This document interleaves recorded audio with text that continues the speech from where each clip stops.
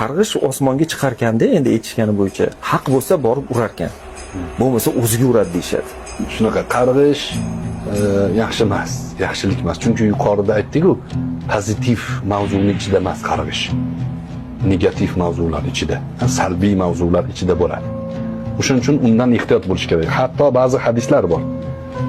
La'natlagan odam qiyomat kunida shohid bo'la olmaydi degan. Buning ikki xil ma'nosi bor. Bittasi shahidlik maqomiga erisha olmaydi, maqomdan tushib ketib qoladi. Ikkinchisi qiyomatda Alloh taolo butun ummatga bizni shohid qiladi. Bu katta maqom. Sizlar turinglar, guvohlik beringlar deb. O'sha guvohlikdan mahrum bo'ladi.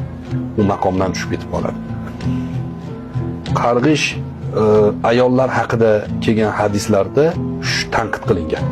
Payg'ambar alayhissalom ayollarga aytganlarki, "Sizlar tavba qilinglar, men jahannamni ko'rdim. Aksariyati ayollar ekan" deganlarida ayollar hayron bo'lgan. "Ya Rasululloh, nima sababdan ayollar ko'pi jahannamga ketadi?" deganda